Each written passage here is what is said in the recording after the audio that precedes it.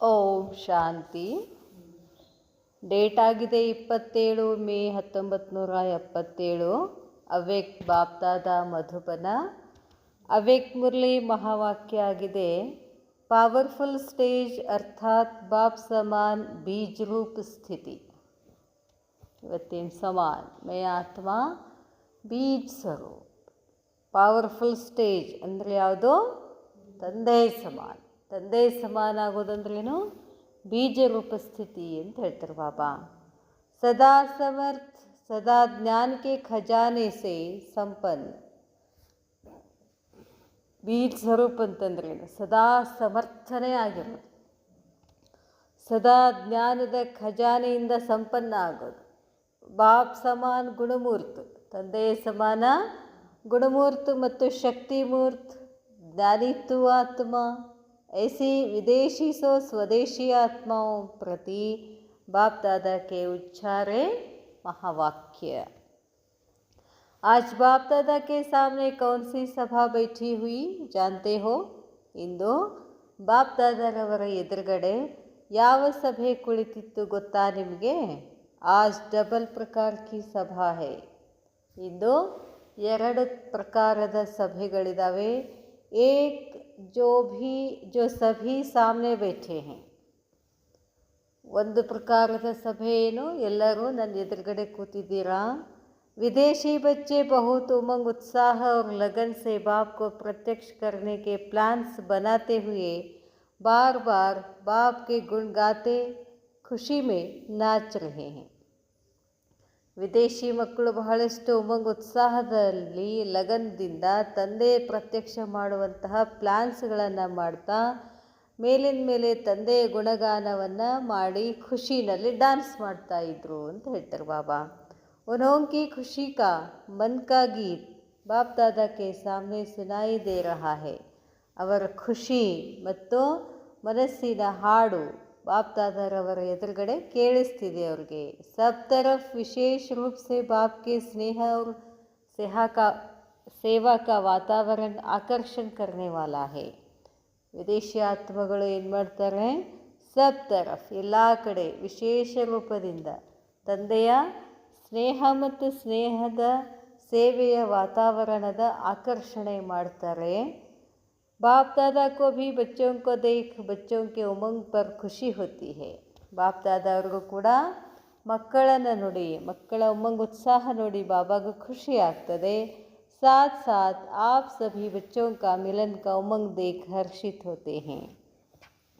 ಜೊತೆ ಜೊತೆಗೆ ತಾವಿಲ್ಲೇನು ಎದುರುಗಡೆ ಕೂತಿದ್ದೀರಾ, ಮಿಲನ್ ಮಾಡೋಕ್ಕೆ ಬಂದಿದ್ದೀರಾ, ನೀವು ಉಮಂಗ್ ಉತ್ಸಾಹದಲ್ಲಿದ್ದೀರಾ. ಇದನ್ನು ನೋಡಿ ಬಾಬಾಗೂ ಕೂಡ ಏನಾಗ್ತದೆ? ಖುಷಿ ಆಗ್ತಿದೆ. आज अमृत वेले बाप दादा चारों ओर के बच्चों के पास चक्कर लगाने निकले. क्या देखा? इंदु बाप दादा अमृत ವೇಳೆ 4 ಕಡೆ ಚಕ್ಕರ್ ಹಾಕಿದ್ರಂತೆ. ಚಕ್ಕರ್ ಹಾಕಿದಾಗ ಅಲ್ಲಿ ಏನು ಕಾಣಿಸ್ತು ಬಾಬಾಗೆ?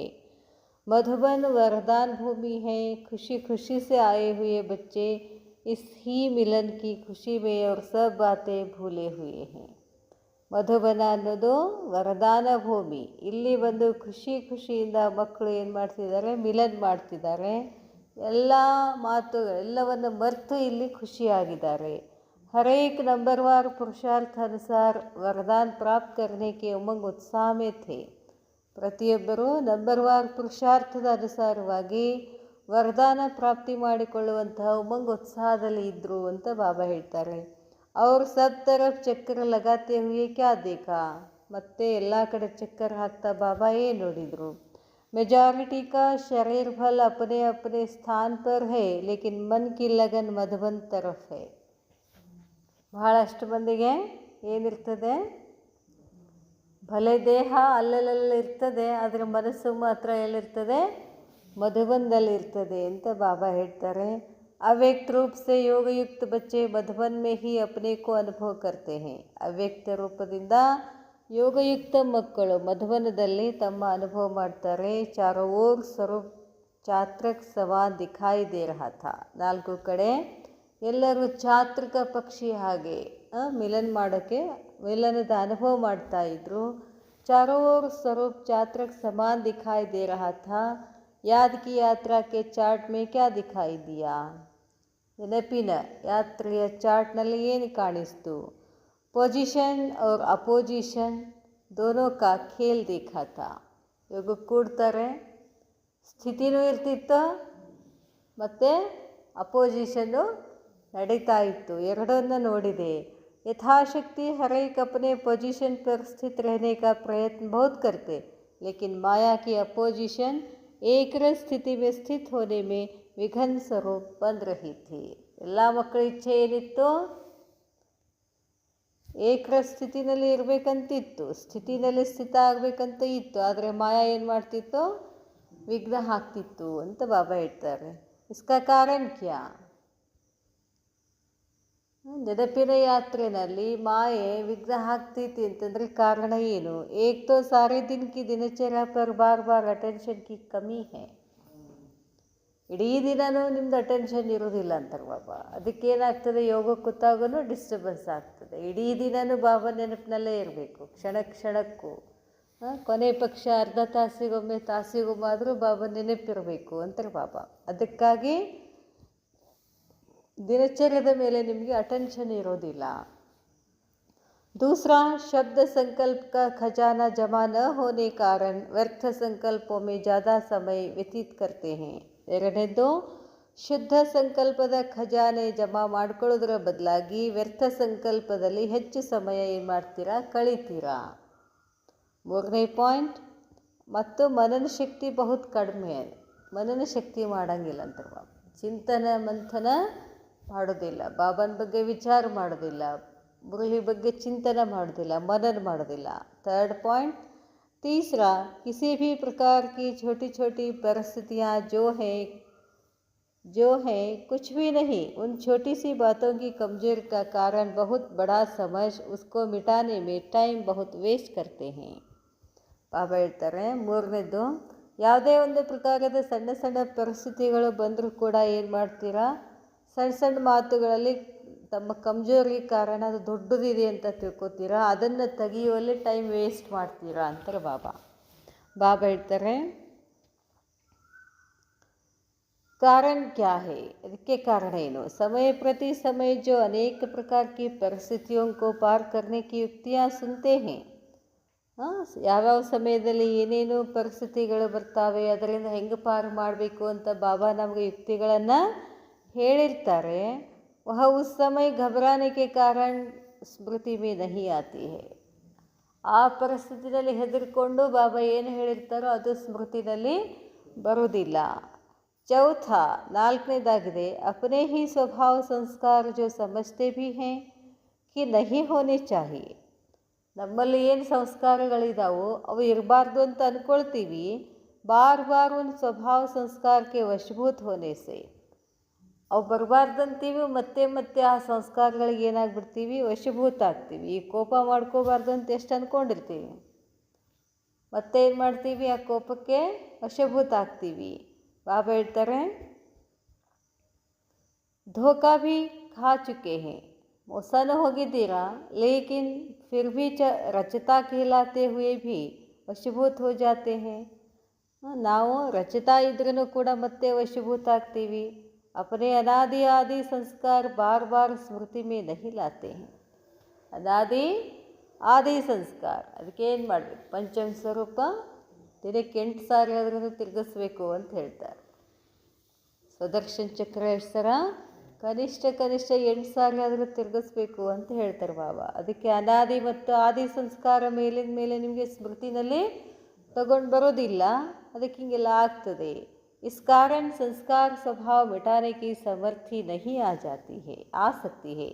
ಈ 4 ಕಾರಣಗಳಿಂದ ಸಂಸ್ಕಾರ ಸ್ವಭಾವ ತೆಗೆಯೋದರಲ್ಲಿ ಸಮರ್ಥಿ ಬರೋದಿಲ್ಲ. ऐसे चारों ही प्रकार के योद्धा देखे. ಬಾಬಾ ಚಕ್ರ ಹಾಕಿದಾಗ ಈ ಥರ 4 ತರಹದ ಯೋದ್ಧಾಗಳು ಕಾಣಿಸ್ತಿದ್ರು ಅಂತಾರೆ ಬಾಬಾ. ಯೋದ್ಧಾ ಶಬ್ದ ಸುನ್ಕರ್ ಹಸಿ ಆತಿ ಹೈ.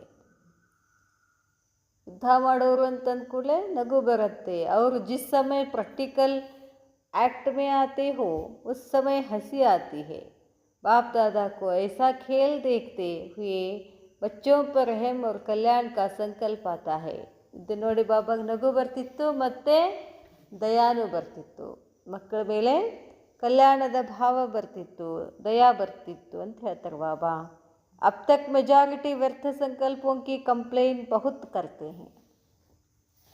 ನಾನು ಏನಿದಾವೆ ನಿಮ್ಮ ಹತ್ರ व्यर्थದ ಕಂಪ್ಲೇಂಟ್ ಭಾಳ ಇದೆ ಅಂತಾರೆ ಬಾಬಾ.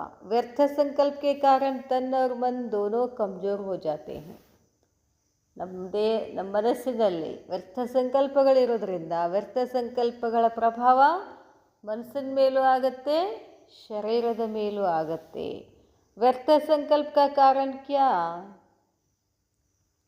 व्यर्थ संकल्पಗಳು ಬರಲಿಕ್ಕೆ ಕಾರಣ ಏನು? ಸುನಾಯಾ ಥಾ अपनी दिनचर्या को सेट करना नहीं आता. ನಿಮ್ಮ ದಿನಚರ್ಯವನ್ನು ಸೆಟ್ ಮಾಡ್ಕೊಳ್ಳೋಕ್ಕೆ ನಿಮಗೆ ಬರೋದಿಲ್ಲ ಅಂತಾರೆ ಬಾಬಾ. ಏನು? अमृत वेले रोज की दिनचर्या तन की और मन को सेट करो. ಅಮೃತ ವೇಳೆ ಎದ್ದು ಕೂತ್ಕೊಂಡು ದೇಹ ಮತ್ತು ಮನಸ್ಸಿನ ಸೆಟ್ ಮಾಡ್ಕೊಳ್ಳಿ. जैसे तन की दिनचर्या बनाते हो कि सारे दिन में यह कर्म करना है.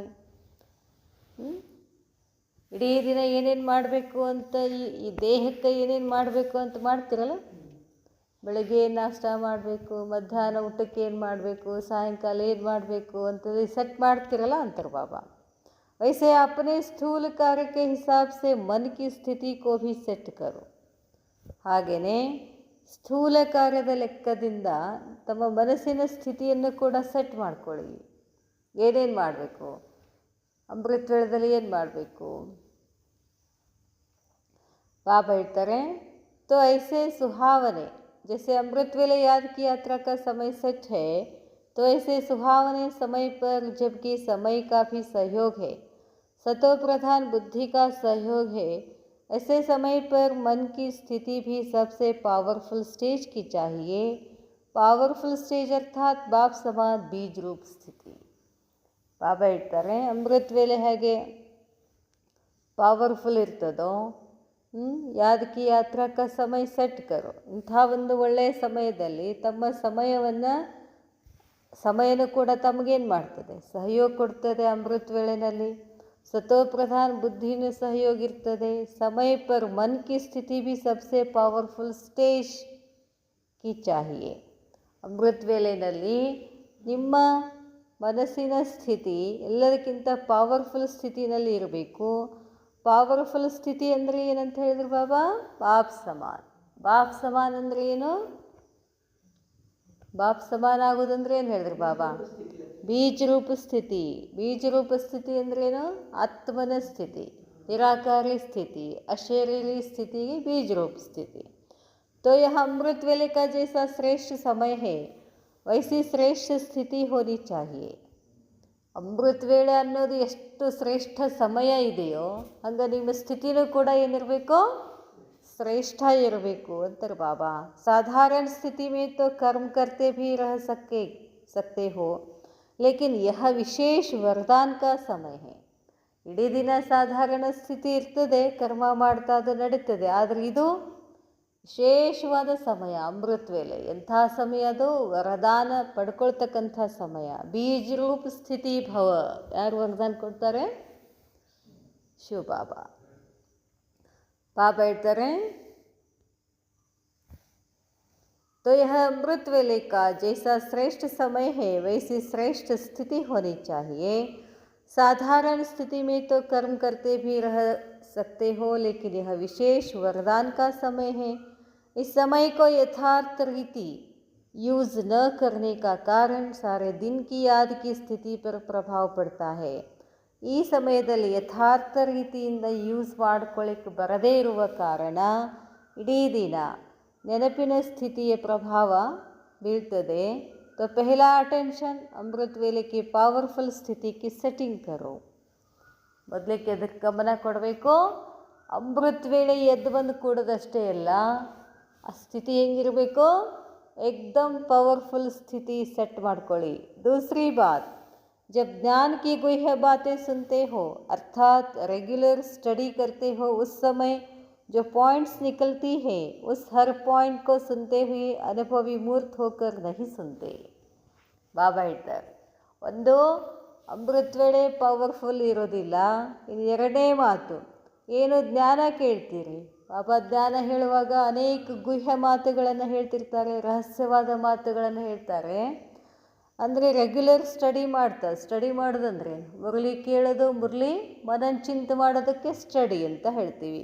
ಆ ಸಮಯದಲ್ಲಿ ಪಾಯಿಂಟ್ಸ್ ಬರ್ತಾ ಇರ್ತವೆ, ನೀವು ಸುಮ್ಮನೆ ಕೇಳ್ತೀರಾ, ಅನುಭವಿಸಿ ಕೇಳೋದಿಲ್ಲ ಅಂತಾರೆ ಬಾಬಾ. ಬಾಬಾ ಹೇಳೋ ಪಾಯಿಂಟ್ಸ್ಗಳನ್ನು ಅನುಭವ ಮೂರ್ತಾಗಿ ಕೇಳೋದಿಲ್ಲ. ಜ್ಞಾನಿ ತು ಆತ್ಮ ಹರ್ ಬಾತ್ ಕೆ ಸ್ವರೂಪ ಕಾ ಅನುಭವಿ ಕರ್ತಿ ಹೈ. ಯಾರು ಜ್ಞಾನಿ ತು ಆತ್ಮ ಆಗಿರ್ತಾರೋ ಬಾಬಾ ಮುರಳಿ ಹೇಳುವಾಗ ಪ್ರತಿಯೊಂದು ಮಾತನ್ನು ಅನುಭವಿಸಿ ಕೇಳ್ತಾರೆ ಅಂತ ಹೇಳ್ತಾರೆ ಬಾಬಾ. ಸುನನ ಅರ್ಥಾತ್ ಉಸ್ ಸ್ವರೂಪಕ್ಕೆ ಅನುಭವಿ ಬಂದ್ಕರ್ ಸುನನ. ಕೇಳೋದು ಅಂದರೆ ಈಗ ಬಾಬಾ ಬಚ್ಚೆ ಆತ್ಮ ಸಮಜ್ ಬಾಪ್ಕೋ ಯಾದ್ ಕರೋ ಅಂತಂದಾಗ ಅಲ್ಲಿ ಪಟ್ಟಂತ ಏನಿರಬೇಕು, ನಾನು ಆತ್ಮ ಬೀಟ್ ಸ್ವರೂಪ ಅಂತ ತಿಳ್ಕೊಂಡು ಬಾಬಾನ ನೆನಪಿನ ಅನುಭವದಲ್ಲೇ ಇರಬೇಕಂತಾರೆ ಬಾಬಾ. ಪ್ರತಿಯೊಂದು ಮಾತಿನ ಅನುಭವದಲ್ಲಿ ಹೋಗಬೇಕು. ಲೇಕಿನ್ ಅನುಭವಿ ಮೂರ್ತ ಬನನ ಬಹುತ್ ಕಮ್ ಆತಾ ಹೈ. ಆದರೆ ಅನುಭವಿ ಮೂರ್ತ ಆಗೋದು ಬಹಳ ಕಡಿಮೆ ಅಂತಾರೆ ಬಾಬಾ. सुनना अच्छा लगता है, गुह्य भी लगता है, खुश भी होते हैं, बहुत अच्छा खजाना मिल रहा है, लेकिन समाना अर्थात स्वरूप बनना इसका अभ्यास होना चाहिए. ಕೇಳ್ತೀರಾ, ಖುಷಿ ಪಡ್ತೀರಾ, ಹಿಂಗಾಗಬೇಕು ಅಂತೀರಾ. ಆದರೆ ಬಾಬಾ ಹೇಳ್ತಾನೆ ಅನುಭವದ ಸ್ವರೂಪದಲ್ಲಿ ಬರೋದಿಲ್ಲ, ಅದು ಕಡಿಮೆ ಇದೆ ಅಂತಾರೆ ಬಾಬಾ. ಕೇಳೋದು ಭಾಳ ಚಲೋ ಅನ್ನಿಸ್ತದೆ, ಖುಷಿ ಆಗ್ತದೆ. ಬಹುತ್ ಅಚ್ಚಾ ಖಜಾನ ಮಿಲ್ ರಹಾ ಹೈ. ನಮಗೆ ಬಹಳ ಒಳ್ಳೆಯ ಖಜಾನ ಸಿಗ್ತಿದೆ ಅಂತ ಅನ್ನಿಸ್ತಿದೆ. ಆದರೆ ಅದನ್ನು ಸ್ವರೂಪದಲ್ಲಿ ತಗೊಂಡು ಬರೋದಿಲ್ಲ. ಇಸ್ಕಾ ಅಭ್ಯಾಸ ಹೋನಾ ಚಾಹಿಯೇ, ಅದರ ಅಭ್ಯಾಸ ಆಗಬೇಕು. ಆತ್ಮ ನಿರಾಕಾರ ಹೂँ, ಅದು ಒಳಗೆ ಕಟ್ಟಿತ್ತಿರಬೇಕು. ಆತ್ಮ निराकार हूँ, मैं आत्मा निराकार हूँ, मैं आत्मा ಅಶರೀರಿ ಹೂँ, मैं ಆತ್ಮ ಅಶರೀರಿ ಅಂದರೆ ನನಗೆ ದೇಹ ಇಲ್ಲ. मैं ಆತ್ಮ ದೇಹಿ ಅಭಿಮಾನಿ, ನಾನು ಆತ್ಮ ದೇಹಿ ಅಭಿಮಾನಿಯಾಗಿದ್ದೀನಿ, ಆತ್ಮಾಭಿಮಾನಿಯಾಗಿದ್ದೀನಿ. ಇಷ್ಟೆಲ್ಲ ಏನಿರಬೇಕು, ಸ್ವರೂಪದಲ್ಲಿ ಇರಬೇಕು ಅಂತಾರೆ ಬಾಬಾ. ಯಹ ಬಾರ್ ಬಾರ್ ಸುನ್ತೆ ಹೋ, ಕೇಳ್ತೀರಾ, मैं ಆತ್ಮ ನಿರಾಕಾರ ಹೂँ. लेकिन निराकार स्थिति के अनुभवी बनकर सुनो. ನಾನಾತ್ಮ ನಿರಾಕಾರ ಇದ್ದೀನಿ ಅಂತ ಅನುಭವ ಮಾಡಿ ಅಂತಾರೆ. ನಿರಾಕಾರ ಸ್ಥಿತಿ ಅನುಭವ ಮಾಡೋದಂದ್ರೆ ಹಂಗೆ. ನಾನು ನಿರಾಕಾರಿ ಆತ್ಮ ಇದ್ದಾಗ ಎಲ್ಲಿದ್ದೆ? ಪರಮಧಾಮದಲ್ಲಿದ್ದೆ. ನಾನಾತ್ಮ ನಿರಾಕಾರಿ ಆತ್ಮ ಈ ದೇಹದಲ್ಲಿ ಕೂತ್ಕೊಂಡು ಏನು ಮಾಡ್ತಿದ್ದೀನಿ? ಕಾರ್ಯಗಳನ್ನು ಮಾಡಿಸ್ತೀನಿ. ಪ್ರತಿ ಕ್ಷಣ ಈ ಧೂನ್ ಇರಬೇಕು ಅಂತಾರೆ ಬಾಬಾ, ಅನುಭವಿಸ್ಬೇಕು ಅಂತಾರೆ ಬಾಬಾ. ಯಹ ಬಾರ್ ಬಾರ್ ಸುನ್ತೆ ಹೋ, ಲೇಕಿನ್ ನಿರಾಕಾರ ಸ್ಥಿತಿಗೆ ಅನುಭವಿ ಬಂದ್ಕರ್ ಸುನೋ. ಜೈಸಿ ಪಾಯಿಂಟ್ ವೈಸಾ ಅನುಭವ. ಪಾಯಿಂಟ್ ಹೇಗಿರ್ತದೋ ಹಾಗೆ ಅನುಭವ ಆಗಬೇಕು. ಬಂದ್ಕರ್ ಸುನೋ, ಬಾಬಾ ಹೇಳ್ತಾರೆ.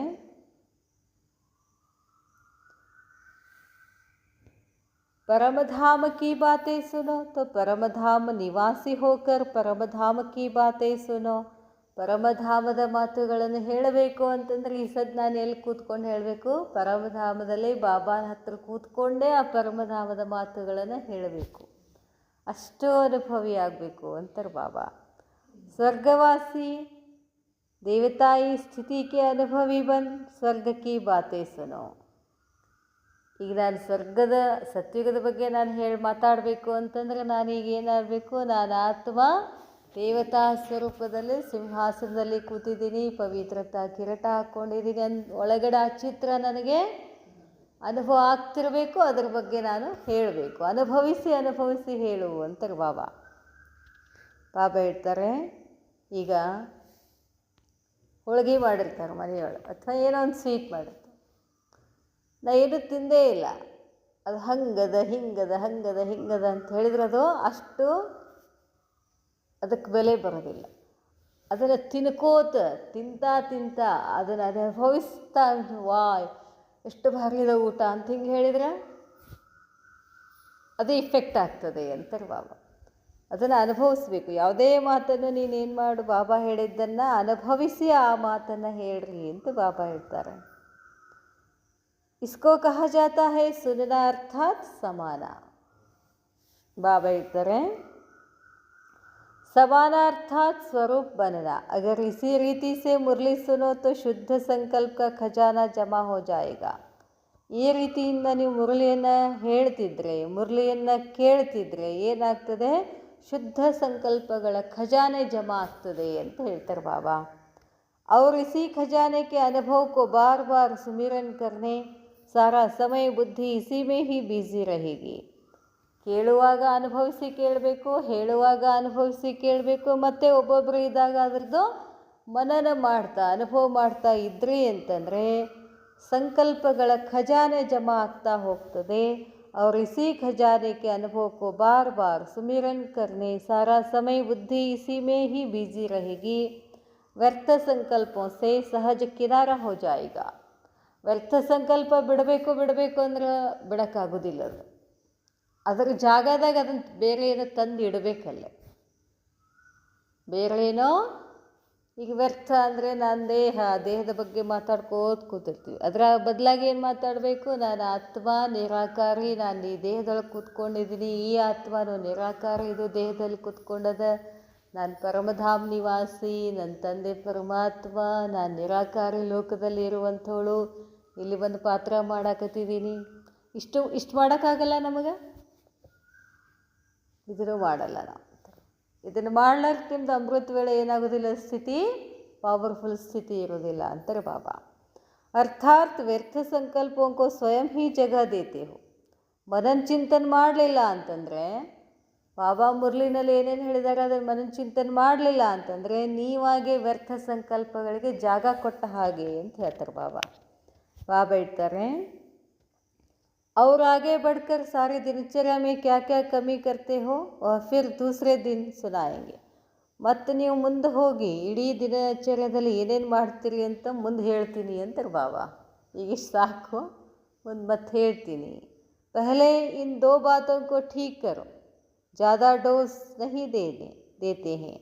ಮೊದಲ ಈ 2 ಮಾತುಗಳನ್ನು ಸರಿ ಮಾಡ್ಕೊಳ್ಳಿ. ಯಾವ 2 ಮಾತುಗಳನ್ನು ಹೇಳಿದ್ರು ಬಾಬಾ?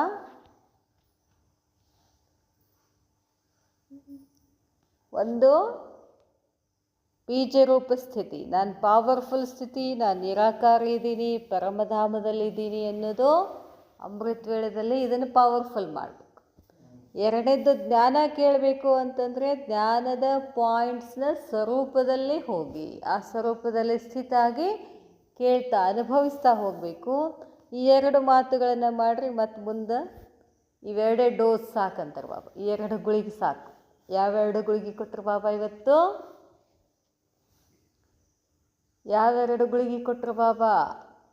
ಅಮೃತ ವೇಳೆಯಲ್ಲಿ ನಾನು ನಿರಾಕಾರಿ ಆತ್ಮ, ಬೀಜ ಸ್ವರೂಪಾತ್ಮ, ಶಾಂತ ಸ್ವರೂಪಾತ್ಮ, ನಾನು ಆದಿನಲ್ಲಿ ಅನಾದಿನಲ್ಲಿ ಬಿಂದು ಸ್ವರೂಪ, ಆದಿನಲ್ಲಿ ದೇವತಾ ಸ್ವರೂಪ. ಇದು ಅಮೃತ ವೇಳೆ. ಇನ್ನು 2ನೇ ಮಾತು ಏನು ಹೇಳಿದ್ರು ಬಾಬಾ?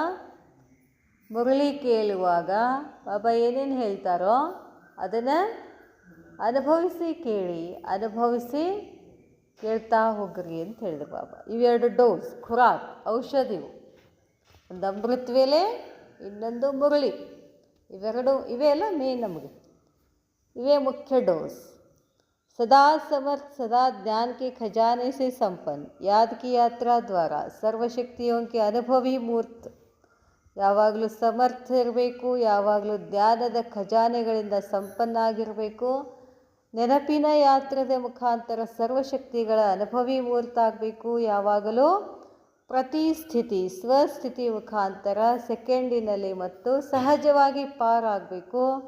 ಐಸೆ ಬಾಪ್ ಸಮಾನ್, ಈ ಥರ ತಂದೆಯೇ ಸಮಾನ ಗುಣಮೂರ್ತ ಮತ್ತು ಶಕ್ತಿ ಮೂರ್ತ ಜ್ಞಾನಿತ್ತು ಆತ್ಮ ಆಗಬೇಕು. ಇಂಥ ಆತ್ಮಗಳಿಗೆ ಬಾಪ್ ದಾದಾರವರ ನೆನಪು ಮತ್ತು ಪ್ರೀತಿ.